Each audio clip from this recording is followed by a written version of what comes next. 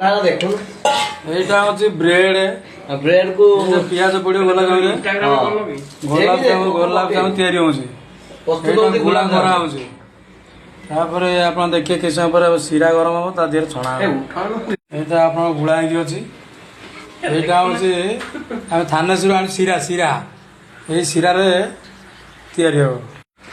ଏଥିରେ ଆମର ଫ୍ରିଡମ ପଡ଼ିବ, ଆଉ କିଛି ତେଲ ପକେଇବେନି, ଫ୍ରିଡମ ତେଲ ପଡ଼ିବ। ହେଇଗଲା ଆଗରୁ ପ୍ରସ୍ତୁତ ହେଇଥିବା କେକ୍ ପାଉଡ଼ରଟା ଚକଟା ହେଇକି ଗୁଳା ପଡ଼ିଲା କଡ଼େଇରେ। ତାପରେ ଦେଖୁଥିବେ କେମିତି ଫୁଟୁଛି ତେଲ। ଇଏ ଆସ୍ତେ ଆସ୍ତେ ନାଲି ପଡ଼ିବ।